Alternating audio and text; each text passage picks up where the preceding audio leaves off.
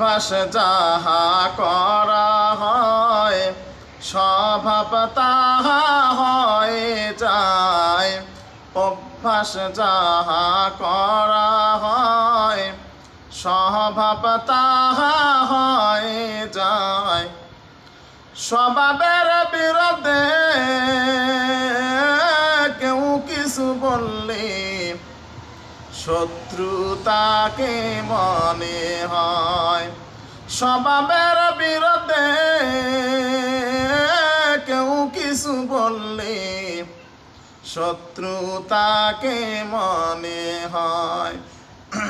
আলহামদুলিল্লাহ, সম্মানিত আমার সামনে থাকা দর্শক শ্রোতা ভাই বন্ধুগণ, মানুষের স্বভাব, প্রায় মানুষের স্বভাব এমন যে সে যা অভ্যাস করছে তাহা যদি কোরআন সুন্নাহর বাহিরেও হয়, আর এই অভ্যাস চেঞ্জ করার জন্য যদি কেউ তাকে সৎ উপদেশ দেয়, ভালো পথে আসতে বলে, কোরআন সুন্নাহর আলোকে আলোকিত হতে বলে,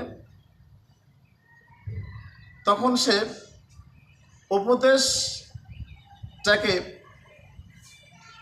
প্রত্যাখ্যান করে এবং যে উপদেশ দেয় তাকে শত্রু মনে করে। কিন্তু যদি তার পরিপূর্ণ জ্ঞান থাকতো তখন অবশ্যই তাকে বন্ধু ভাবত। তার কারণ এক মুমিন আর এক মুমিনের কাছে আয় না। কিন্তু বর্তমান সমাজের অনেকেরই অভ্যাস এমন হয়েছে যে কোরআন সুন্নাহর বাহিরে কিছু কাজ, কিছু কর্ম সে নিজের মতো করে বানিয়ে নিয়েছে, নিজের মতো করে উপস্থাপন করে, নিজের মতো করে করে যায়, যেগুলো কোরআন সুন্নাহর সাথে সাংঘর্ষিক। এরকম কাজ থেকে বিরত থাকতে হবে বললে সে তখন শত্রু মনে করে। এই জন্যই আমার এই ছন্দ।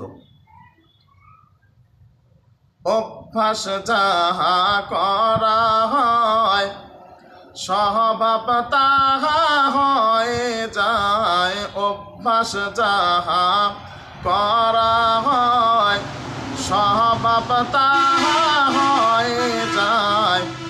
স্বভাবের বিরুদ্ধে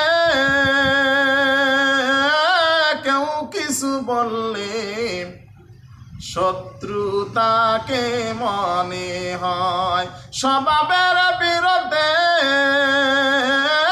কেউ কিছু বললে শত্রুতাকে মনে হয়। তাই প্রত্যেকটা ভাই বন্ধুদেরকে আমি বলবো, আপনি যে কাজগুলো করতে অভ্যস্ত, এই কাজগুলো কি কোরআন সুন্নাহ মাফিক? যদি কোরআন সুন্নাহ মাফিক হয়ে থাকে আলহামদুলিল্লাহ, আর যদি কোরআন সুন্নাহ মাফিক না হয়ে থাকে তাহলে অবশ্যই আপনাকে কোরআন সুন্নাহ মাফিক কাজগুলো করা দরকার এবং কোরআন সুন্নাহ অনুযায়ী অভ্যাস করা দরকার। কোরআন সুন্নাহর বিরোধী কোনো অভ্যাস যদি আপনার হয়ে থাকে আর এই অভ্যাস নিয়ে যদি মৃত্যুবরণ আপনি করেন, আপনি হতে পারেন আখিরাতে লাঞ্ছিত, অপমানিত। তাই আসুন আমরা কোরআন সুন্নাহর ভিত্তিতে জীবনযাপন করার চেষ্টা করি। কোরআন সুন্নাহ যেগুলো সাপোর্ট করেন এরকম অভ্যাস আমরা করার চেষ্টা করি। আল্লাহ সুবহানাহু ওয়া তাআলা আমাদের সকলকে কবুল করুন। আমিন। আসসালামু আলাইকুম ওয়া রাহমাতুল্লাহি ওয়া বারাকাতুহু।